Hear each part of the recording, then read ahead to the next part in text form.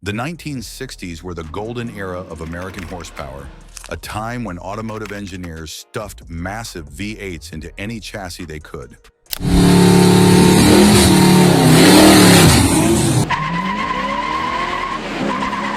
But which one truly reigned supreme? Did the infamous NASCAR-banned Ford Camry have the bragging rights? Or was it Chrysler's 426 HEMI, the legendary Elephant engine, that dominated the strip? Forget the spec sheets for a moment and listen to the rumble. This is the real story of the fastest, most monstrous engines to ever roar out of Detroit. These machines did not whisper, they thundered. So want to know which American engines truly ruled the 60s battle of fastest engines? Hit like, subscribe, and let's fire them up. 10. Chevy's 396 and 427 big block, the rat that ruled the 60s. When Chevy dropped the 396 in 1965, it was more than just a new engine. It was a statement of elegance. This was not the small block everyone knew. This was the rat motor, part of the Mark IV big block family, and it quickly became one of the most feared V8s of the muscle car wars. But here's the real thing. Just a year later, the 427 came storming in, and suddenly, the horsepower race was on a whole new level. The 396 came with a 4.094-inch bore and 3.760-inch stroke, pushing out anywhere from 325 horsepower in its mildest trim to a solid 425 horsepower in the high-performance versions. That alone was impressive, but Chevy wasn't stopping there. The 427 stretched the bore to 4.251 inches while keeping the stroke the same. Result? More air, more fuel, more power. Versions like the L72 cranked out 425 to 450 horsepower, while the legendary L88 and Z-L1 were so underrated on paper that it's almost laughable. Factory ratings claim 430 horsepower, but dyno tests later showed they were pushing closer to 550. So, underrated or just sly marketing? What are your thoughts? I mean, these weren't just heavy lumps of cast iron. They came with forged steel crankshafts, forged aluminum pistons, and in their hotter trims, solid lifters built for high revving abuse. Whether it was a Corvette, Chevelle SS, or even a Copo Camaro, these engines gave American muscle a serious edge on drag strips in the street. And here's the fun part. Think of a 60s Chevelle with an L72 427. Quarter-mile times in the teens, bone stock. Think that is fast? Some L88 Corvettes, properly tuned, dipped into the 11s, numbers modern cars still brag about today. Not bad for an engine designed 6 decades ago. 9. Ford's Boss 429 engine, NASCAR's street-born monster. If there was ever an engine that blurred the line between track and street, it was Ford's Boss 429. Built in 1969 to homologate a racing motor for NASCAR, the Boss 429 was not designed with commuters in mind. It was designed to dethrone Chrysler's 426 HEMI on the superspeedways. At its core sat a 429 cubic inch, 7.0-liter V8. Unlike anything else in Ford's lineup, the block was fortified with 4-bolt mains and a forged steel crankshaft, while the heads were the real stars, huge aluminum, semi-hemispherical designs with massive ports and crescent-shaped combustion chambers. Add in oversized valves, a high-rise intake, and a 735 cubic feet per minute Holley carb, and you have an engine begging to spin high RPMs. On paper, Ford rated it at 375 horsepower and 450 pound-feet of torque. But those numbers were smoke and mirrors. In truth, the Boss 429 could easily clear 500 horsepower in racing trim, and with minor tweaks. Even the street versions were far more potent than the brochure admitted. The conservative rating wasn't about honesty. It was about appeasing insurance companies and keeping buyers from balking at the premium price. Still, this engine wasn't built for stoplight duels. Its oversized ports made low-end torque weak, so it felt lazy at first. But keep your foot in it, let the revs climb, and suddenly the Boss roared to life, showing exactly what it was bred for: sustained, high RPM dominance. Only 1,359 were built, each hand-fitted into a Mustang by Car-Crafts, because the motor was too big for a standard chassis. That rarity makes it collectible today, but its legend comes from the engine itself, a semi-HEMI beast born for NASCAR glory, hidden under a Mustang badge. 8. Pontiac's 400 Ram. Air 4, the street-legal drag strip weapon. Pontiac may have been under a strict GM rule limiting mid-size cars to 400 cubic inches, but that didn't stop them from building one of the most vicious small blocks of the muscle car era, the 400 Ram Air 4. On paper, it was just another 6.6-liter V8. In reality, it was a drag racer's dream hiding in plain sight. This wasn't your average GTO or Firebird motor. The Ram Air 4 came with 722 round-port cylinder heads, a massive step up from the D-port designs of its Ram Air 3 sibling. Add a high-rise aluminum intake, a specially tuned Rochester quadrajet carb, and a wild 041 camshaft with a 0.520-inch lift, and suddenly you had an engine that wanted to live above 5,000 RPM. With a 10.75-to-1 compression ratio and 445 pound-feet of torque, it wasn't shy about flexing its muscle. Officially, Pontiac rated it at 370 horsepower. But let's be real, dyno sheets and quarter-mile times tell a different story. Cars with this engine were running mid-13s in the quarter mile, which suggests the true output was closer to 450 horsepower. That's Detroit understatement at its finest, meant to keep insurers calm while owners grinned ear to ear. Durability was also part of the package. With 4-bolt mains, forged steel internals, and tighter tolerances, the Ram Air 4 could take abuse most street engines couldn't dream of, but it came with trade-offs. No air conditioning, a temperamental idle, and an engine that felt lazy down low until the revs climbed. Then, it transformed into a screaming, high-revving animal. Only about 1,800 were ever built between 1969 and 1970. That rarity, combined with its drag-ready DNA, makes the Ram Air 4 one of Pontiac's crowning achievements, an engine that defined what it meant to be fast and fearless in the late 60s. 7. Chrysler's 426 Max Wedge, the predecessor to the HEMI legend. Before the world knew the 426 HEMI, Chrysler unleashed another monster, the 426 Max Wedge, or Maximum Performance Wedge. Produced for just 2 years, 1963 to 1964, this engine wasn't about comfort or compromise. It was built for one reason: to dominate NHRA superstock drag racing. The Max Wedge was an evolution of the 413 Max Wedge. Its displacement bumped to 426 cubic inches by enlarging the bore to 4.25 inches while retaining the 3.75-inch stroke. On paper, Chrysler offered 2 flavors: a 415 horsepower version with 11.0-to-1 compression, and a 425 horsepower race spec version with an astonishing 13.5-to-1 ratio. Torque came in at 470 and 480 pound-feet, respectively, but anyone who raced one knew these numbers were sandbagged. The real output was much higher. The engine's most striking feature was its cross-ram induction system. 2 massive Carter AFB 4-barrel carburetors sat on a high-rise manifold with long, tuned runners crossing over the block. This setup acted like a built-in supercharger at higher RPMs, shoving air into the wedge-shaped combustion chambers for explosive power. The heads featured huge round ports, dual-valve springs, and oversized valves, allowing the engine to breathe like few others of its era. Internally, Chrysler left nothing to chance. The Max Wedge came with a forged steel crankshaft, forged rods and impact extruded pistons, backed by a mechanical camshaft with brutal lift and duration. At idle, it was temperamental. On the strip, it was ferocious, capable of low 11-second quarter miles in the right hands. Though it was produced in small numbers and quickly overshadowed by the 426 HEMI, the Max Wedge proved Chrysler could build factory drag strip killers. It was the blueprint for Moper's racing dynasty, and today it stands as one of the purest expressions of Detroit's muscle car wars. 6. Chevrolet's 427L88, Zora's race-bred big block. If the 426 HEMI was Chrysler's Thunderbolt, Chevrolet's answer came in the form of the 427L88. Produced from 1967 through 1969 and offered almost exclusively in the Corvette, the L88 was not an engine for the faint of heart or wallet. It was a race engine masquerading as a factory option, developed under the guidance of Zora Arkus Duntov, the father of the Corvette. At its core, the L88 was a 427 cubic inch big block with a forged steel crankshaft, forged rods, and aluminum pistons living inside a rugged 4-bolt iron block.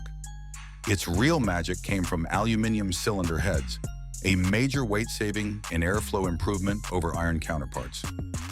Feeding the beast was a massive Holley 850 CFM carburetor, mounted on a high-rise intake, working with a brutal solid lifter camshaft and 12.5-to-1 compression. On paper, Chevrolet claimed just 430 horsepower, curiously less than the street-friendly L71 Tri-Power, rated at 435 horsepower. In truth, the L88's output was well north of 540 horsepower in stock form, with potential to exceed 600 horsepower when uncorked. Chevy deliberately downplayed the L88's capabilities. It required 103-octane race fuel, making it nearly impossible to run on pump gas, and it was sold without luxuries like a radio, heater, or air conditioning. The option forced heavy-duty components like the Muncie M22 Rock Crusher transmission and competition suspension, ensuring that anyone who checked the L88 box got a track-ready car, whether they realized it or not. In just 3 model years, only 216 L88-powered Corvettes were produced, cementing its exclusivity. Though short-lived, the L88 carved its place in history as one of the most feared engines of the muscle car era. It was Chevrolet's purest expression of racing DNA, brutal, uncompromising, and unforgettable. 5. Chevrolet 409, the first real big block legend. Few engines capture the early 1960s muscle car spirit like Chevrolet's 409. Produced from 1961 to 1965 as part of Chevy's W Series family, it was born from the earlier 348 V8, but quickly eclipsed it in both performance and reputation. With a 4.31-inch bore and 3.5-inch stroke, the 409 displaced 6.7 liters and introduced enthusiasts to the promise of 1 horsepower per cubic inch, a milestone that would define an era. The 409's engineering was unusual. Unlike later big blocks, its combustion chambers were formed in the block, not the cylinder heads, creating its distinctive W profile. This design gave the 409 immense low-end torque, perfect for Chevy's heavy full-size cars, though it limited high RPM breathing. High-performance versions received forged internals, solid lifter cams, and dual 4-barrel carburetors, pushing output from an initial 360 horsepower in 1961 to a fearsome 425 horsepower and 425 pound-feet of torque by 1963. On the street and strip, the 409 was a sensation. Factory-backed Impalas dominated NHRA Superstock competition, with legendary drivers like Dino Don Nicholson and Bill Grumpy Jenkins proving the engine's worth. Its explosive torque also earned it the nickname Widowmaker among street racers who underestimated its power. Culturally, the 409 became immortal thanks to the Beach Boys' 1962 hit song 409, celebrated its dual quad carburetors, 4-speed gearbox, and posi-traction rear end. The song cemented the engine's place in American car culture as much as its drag strip victories did.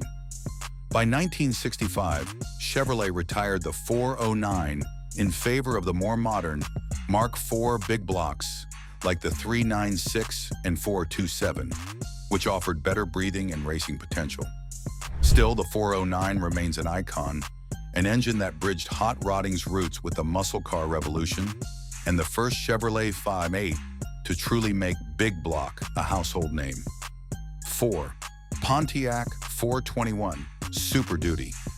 If the 409 was Chevrolet's street legend, Pontiac's answer was something far more ruthless: the 421 Super Duty. Built from 1962 to 1963 in very limited numbers, this was not a street-friendly performance option. This was a factory race engine, pure and simple, created to dominate drag strips and NASCAR ovals. And it did exactly that. The 421 Super Duty displaced 421 cubic inches, 6.9 liters, using a 4.09-inch bore and 4.00-inch stroke. But what really set it apart was the way Pontiac engineered it for survival under brutal racing conditions. The block was cast from high nickel iron with 4-bolt mains, stuffed with a forged steel crankshaft, forged rods and forged aluminum pistons. On top sat dual Carter 4-barrel carburetors feeding an aluminum intake, with a Rowdy McKellar No. 10 solid lifter camshaft controlling the valve train. So why was such a beast short-lived? Its sheer success scared GM brass. By late 1963, General Motors banned factory-backed racing, killing the 421 SD at its peak. That rarity, combined with its brutal performance, makes the 421 Super Duty one of the most collectible and respected engines in American muscle history. 3. Ford 427 FE Side Oiler. When Ford built the 427 FE Side Oiler in 1965, it wasn't just chasing horsepower, it was solving a problem. Earlier, FE big blocks were known to starve their main bearings of oil at high RPMs, which spelled disaster on the track. Ford's fix, a brand new oiling system that sent oil straight to the crank first. That change alone turned the 427 into a monster that could live at high revs and tear up endurance races without breaking a sweat. On paper, the engine measured 426.7 cubic inches, but rounded up to 427, with a big 4.23-inch bore and short 3.78-inch stroke. The block was overbuilt with high nickel iron, cross-bolted main caps, a forged steel crank, and forged pistons. This wasn't just an engine. It was an industrial-strength sledgehammer designed for competition. And the numbers? In its street low-riser form,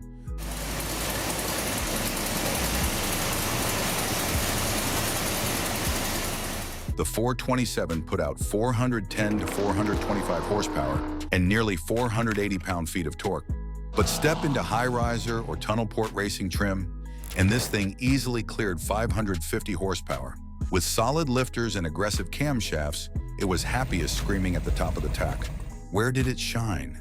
Everywhere. From NASCAR ovals to quarter-mile strips to the world's toughest endurance race. In 1966, a fleet of Ford GT40s, each powered by the side oiler, stormed Le Mans and finished 1-2-3, humiliating Ferrari on their own turf.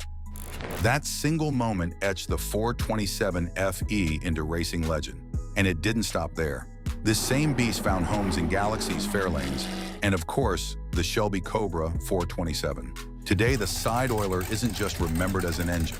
It's remembered as the heart that powered Ford's total performance era and proved Detroit could beat Europe at its own game. 2. Ford 427 SOHC Cammer. Few engines carry the same air of legend as Ford's 427 SOHC Cammer. Born in 1964 under extreme pressure, this was Ford's retaliation after Chrysler's new 426 HEMI embarrassed the Blue Oval at Daytona. Henry Ford II demanded an answer, and in just 90 days, engineers transformed the proven 427 side oiler block into something radically advanced for its time. A single overhead camshaft V8 with hemispherical combustion chambers. The result was a monster built for NASCAR domination, but domination never came. Just before the 1965 Daytona 500, NASCAR banned the Cammer, declaring it a special racing engine. The official reason was that it strayed too far from production-based technology. The real reason? Everyone knew the Cammer would crush the competition. Ford tried again in 1966, but a crippling 430-pound weight penalty killed any chance of success. That left drag racing. And here, the Cammer became king. In top fuel, dragsters and funny cars, legends like Connie Kalitta and Dino Don Nicholson unleashed its high RPM fury. On gas, it made 616 horsepower with a single 4-barrel and 657 with dual quads. Tuned for nitromethane, the Cammer could push past 1,000 horsepower, making it one of the deadliest quarter-mile engines of its era. Its engineering was remarkable. A 7-foot timing chain to drive the cams, sodium-filled valves for durability, and a rock-solid forged bottom end. Yet it never powered a production car. Only about 500 to 1,000 engines were sold over the counter to racers. The Cammer's story is one of what could have been. Banned before it raced in NASCAR, it still cemented itself as a motorsport legend in drag racing. Today, it's remembered not just as a rare engine, but as Ford's boldest attempt to rewrite racing history. On Chrysler 426 HEMI, the Elephant. When it comes to muscle car engines, none carries the same mythical status as Chrysler's 426 HEMI. Nicknamed the Elephant engine for its massive size, weight, and unstoppable power, it was created with one goal in mind: to win races at any cost. The story begins in 1964, when Chrysler introduced the second-generation HEMI to counter Ford's dominance in NASCAR. Its debut was nothing short of historic. HEMI-powered cars swept the top 3 spots at the Daytona 500, instantly proving the design's superiority. But success came with consequences. NASCAR quickly adjusted the rules, requiring that race engines be offered to the public. Chrysler sat out the 1965 season, but came back swinging in 1966 with the Street HEMI, a slightly tamer version designed to homologate the mighty power plant. The heart of the HEMI's dominance was its hemispherical combustion chambers. This design allowed for huge valves, excellent airflow, and efficient combustion. The race HEMI ran 12.5-to-1 compression and dual quads, producing well over 500 horsepower, while the Street HEMI was conservatively rated at 425 horsepower and 490 pound-feet of torque, though real output was often higher. Backed by a forged crank, heavy-duty internals, and a bulletproof iron block, it was as durable as it was powerful. On the track, the HEMI became legendary.